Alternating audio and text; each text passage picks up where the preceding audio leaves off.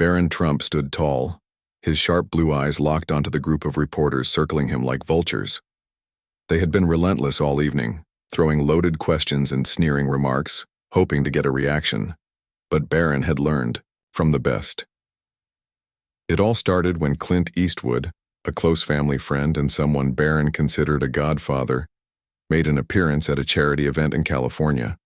The legendary actor, known for his no-nonsense attitude, had spoken briefly about Hollywood's decline, the importance of traditional values, and the dangers of political correctness. That was all the media needed to pounce. The next morning, headlines smeared Eastwood as out of touch, angry, and divisive. Talking heads on television snickered, calling him a relic of the past. Barron wasn't about to let that slide. When he stepped onto the stage at a press event, he knew exactly what was coming. The reporters, emboldened by their own arrogance, tried to trap him. "Do you really think it's appropriate to support someone as controversial as Clint Eastwood?" One of them sneered. Barron didn't flinch. "You mean a man who has spent decades entertaining millions, who has served his country, and who actually has the guts to say what he believes? That kind of controversial?" The reporter hesitated, then pushed forward. "Many people feel his views are outdated and offensive." Barron smirked. "Offensive to who? People who can't handle a little honesty? Clint Eastwood built his career on playing strong men who stand for what's right. You don't like that? Too bad. But don't act like he's some villain just because he doesn't follow your script." The room tensed. Cameras flashed. The media had underestimated him. They expected the quiet, reserved Barron Trump. Instead, they got a sharp-witted young man who had no patience for their nonsense. Another reporter jumped in, hoping to regain control. "Would you say you share all of Eastwood's views?" Barron chuckled. "I respect him because he's real. Unlike a lot of people in this room, he doesn't pretend to be something he's not. He doesn't change his beliefs based on what's trending on Twitter. Maybe if more people had that kind of backbone, we wouldn't be in the mess we are now." The reporters exchanged nervous glances. They had come to humiliate him, to push him into a corner. Instead, Barron had flipped the script. I'll spend so much time trying to tear people down," he continued. "Clint Eastwood has accomplished more in one lifetime than most of you combined. Maybe instead of attacking him, you should try learning from him." A heavy silence filled the room. Barron glanced around, then gave a slight nod. "Are we done here?" Without waiting for an answer, he turned and walked off the stage. The reporters were left scrambling, their plan in ruins. The headlines the next day: Barron Trump shuts down the media. Clint Eastwood himself called later that evening, a rare chuckle in his voice. "Kid," he said, "you remind me of me." Barron couldn't help but grin at Eastwood's words. Coming from the man who once told an entire room to, "Go ahead, make my day," it was the ultimate compliment. The media backlash was immediate. Talking heads ranted about how Barron had been coached or arrogant. Others whined that he was too young to have such strong opinions. But the public saw through the nonsense. Social media erupted in support, clips of Barron's verbal takedown going viral within hours. Even people who weren't Trump supporters had to admit Barron had handled himself with composure and sharp wit beyond his years. The next morning, Barron's phone buzzed nonstop. Friends, supporters, even celebrities who admired Eastwood reached out. But one call stood out. "Mr. Trump," a deep, gravelly voice said on the other end. "I hear you put some reporters in their place." Barron chuckled. "I had a good teacher." Eastwood grunted. "Not bad, kid. You got their number, but don't let up. They'll be back." "I know," Barron replied, his voice steady. "But I'm ready." He wasn't just saying it, he meant it. The media had tried to paint him as an easy target, just another name to tear down. But Barron Trump had made it clear. He wasn't afraid, and he wasn't backing down. And neither was Clint Eastwood. In the days that followed, the media tried everything to twist the narrative. They brought on so-called experts to analyze Barron's demeanor, speculating that he had been trained to respond a certain way. Others launched personal attacks, claiming he was just another privileged rich kid defending the indefensible. But Barron wasn't interested in their noise. He had made his point, and the people who mattered understood it. In fact, Clint Eastwood, Himself invited him out to his ranch in Carmel, California. When Barron arrived, Eastwood greeted him with a firm handshake and a knowing smirk. "I figured you'd like some fresh air after dealing with all that hot air from the press," Barron chuckled. "Yeah, they don't take losing very well." The two spent the afternoon riding horses, shooting targets, and talking about everything from Hollywood's golden years to the current state of the country. Eastwood didn't hold back. He told Barron stories about the industry, the people he'd dealt with, and the lessons he'd learned about standing your ground. "People these days," Eastwood said as he rested on the porch sipping a black coffee, "they don't like men who speak their minds. They want you to be quiet, to follow the script. But that ain't living, kid. That's surviving." Barron nodded. "I get it. They tried to push me into a corner, hoping I'd fold." Eastwood smirked. "And instead, you turned the gun right back on 'em?" Barron smiled. "Guess I learned from the best." Eastwood studied him for a moment, then gave a slight nod. "You know, if more people had your backbone, we wouldn't be in the mess we are now." Barron took that as the highest compliment. He wasn't just defending Clint Eastwood. He was standing up for something bigger, the right to speak the truth no matter who it offended. As the sun set over the California hills, Eastwood stood up, stretched, and patted Barron on the shoulder. "Keep it up, kid. The world needs more men who don't apologize for being strong." Barron met his gaze and nodded. "I'm just getting started." A week later, the media firestorm had only intensified, but Barron remained unfazed. Every attempt to discredit him had backfired spectacularly. The more they attacked, the more people rallied behind him. His takedown of the reporters had struck a nerve, not just with conservatives but with everyday Americans who were tired of the media's constant smear campaigns against anyone who didn't toe their line. Barron's father, Donald Trump, couldn't have been prouder. "You did good, kid," he said over dinner at Mar-a-Lago. "You handled those vultures better than most politicians." Barron smirked. "I had a lot of practice watching you," Trump chuckled. "Yeah, well, they're going to come after you harder now." "You know that, right?" Barron shrugged. "Let them. If they think I'm just going to roll over, they don't know me very well." And he meant it. Barron had spent most of his life avoiding the spotlight, preferring to stay out of the chaos that surrounded his father. But this time was different.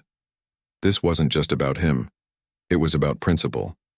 About standing up for people like Clint Eastwood, who had earned respect the hard way, but were being torn down by self-righteous elites who had never built anything of value. That night, as Barron scrolled through his phone, he noticed something surprising.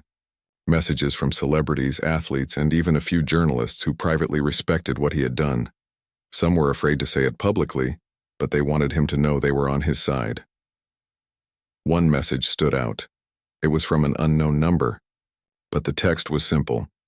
"You've got guts, kid. Don't ever let them change you." C.E. Barron smiled. Clint Eastwood had said all he needed to. The next morning, Barron woke up to even bigger news. A major conservative news outlet had invited him for an exclusive sit-down interview, his first ever. He knew accepting it would mean stepping even further into the arena, but he also knew that was exactly where he belonged. As he looked out at the Florida sunrise, Barron took a deep breath. He was ready. The media wanted a fight. They had just picked the wrong Trump. Barron Trump leaned back in his chair, staring at the interview request on his phone. He knew that stepping into the public eye in this way meant opening himself up to even more scrutiny.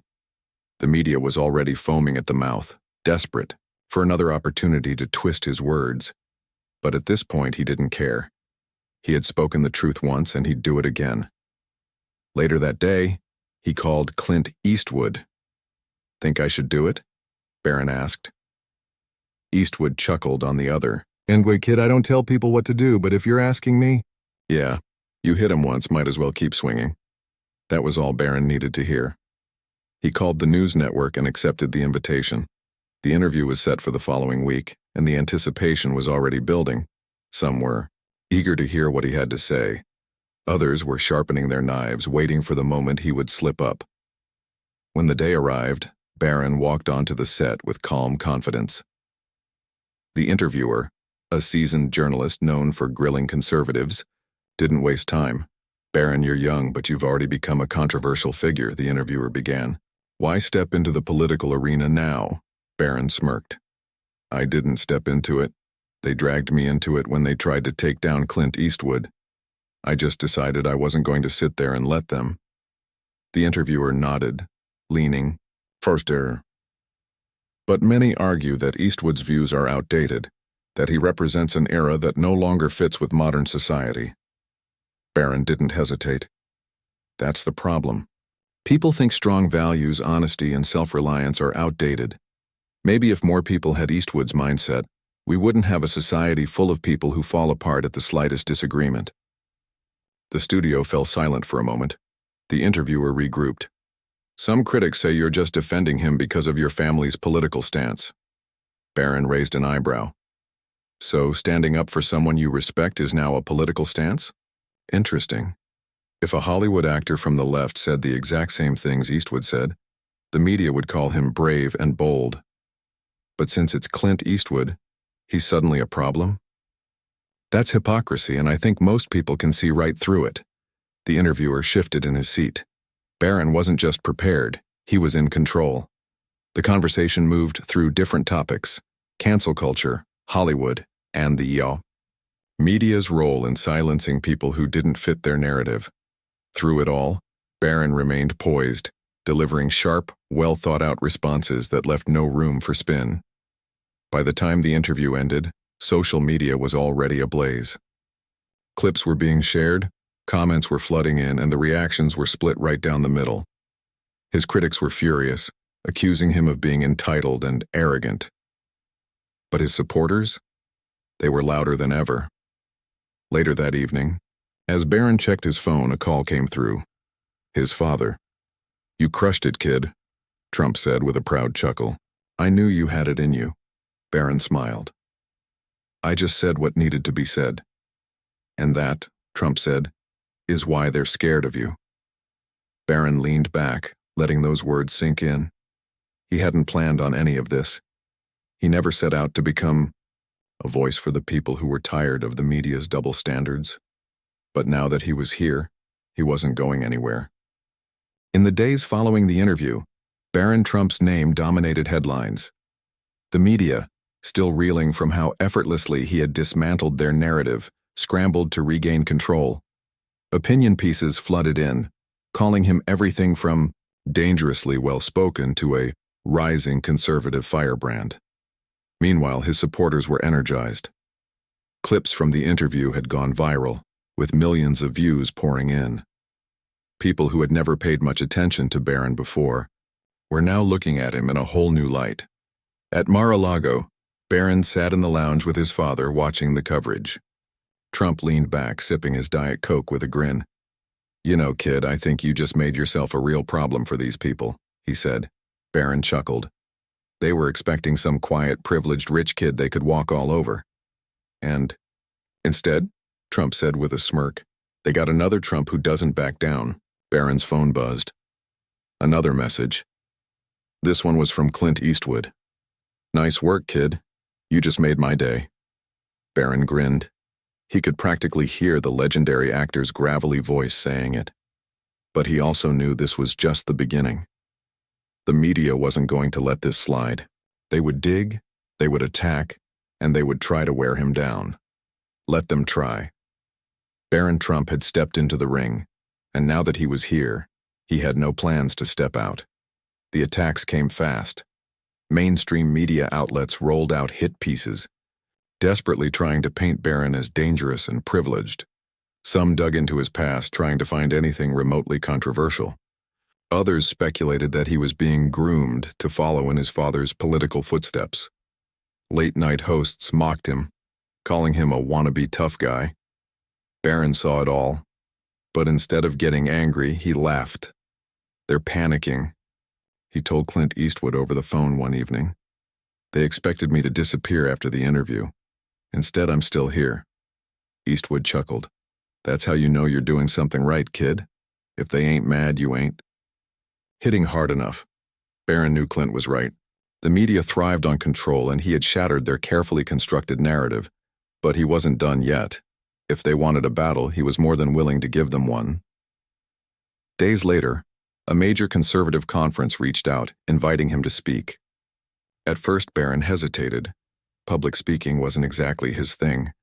But after everything that had happened, he realized he had a choice: stay silent and let the media define him, or take the stage and define himself. He chose the latter.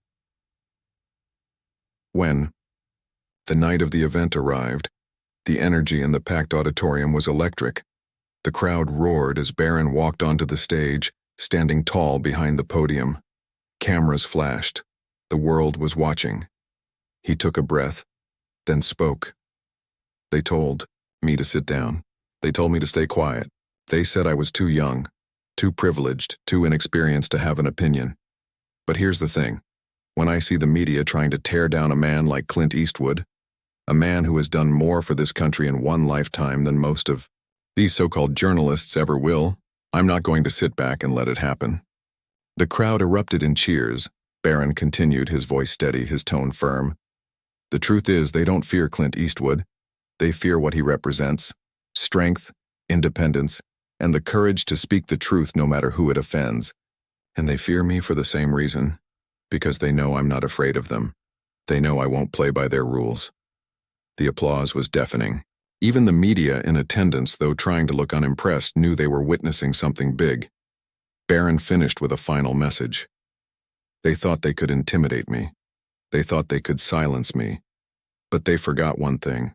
I'm a Trump, and we don't back down. The crowd roared to its feet. That night, the headlines wrote themselves. Barron Trump emerges as a conservative powerhouse. The media scrambled to regain control of the narrative, but it was too late. The people had spoken, and Barron Trump had just begun his fight. The fallout from Barron Trump's speech was immediate and explosive. Social media platforms were flooded with clips of his powerful words, and millions of Americans, young and old, rallied behind him. Conservative commentators hailed him as a rising voice of reason, while liberal outlets fumed, calling his confidence dangerous and reckless. Barron, however, remained unshaken. He had seen this playbook before. They had tried to destroy his father. They had tried to tear down Clint Eastwood, and now they were coming for him. The difference? He was ready. Back at Mar-a-Lago, his father beamed with pride. "You knocked it out of the park, kid," Trump said, slapping him on the back. "I was good at this at your age. But you might be better." Barron smirked. "I learned from the best." As expected, the media doubled down, launching an all-out smear campaign. Late-night hosts mocked him relentlessly, calling him a mini-dictator in training. Pundits on major networks accused him of fueling division and promoting toxic masculinity. Even Hollywood celebrities weighed in, with one washed-up actor tweeting, "Last thing we need is another Trump in politics." But what they failed to realize was that Barron didn't care. He wasn't in this for approval from the elites. He was speaking for the millions of Americans who were tired of their lies and hypocrisy. Days later, Clint Eastwood called. "Kid," his gravelly voice came through the phone, "you're getting under their skin." Barron chuckled. "Seems that way." "You remind me of me," Eastwood continued.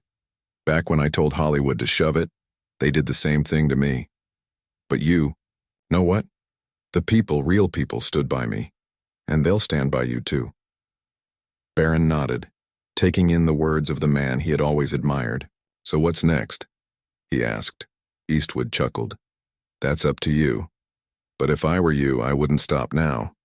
And Barron had no intention of stopping. The conservative conference had been just the beginning. Requests poured in for more interviews, more speeches, even potential collaborations with some of the biggest names in politics and media. But Barron wasn't interested in fame. He was interested in the fight. He had been pushed into the spotlight by those who underestimated him, by those who thought he was just another privileged kid who would crumble under pressure. Instead, he had taken their attacks and turned them into fuel, and now there was no turning back. The media had wanted a war. Now, they had one, and Barron Trump was just getting started.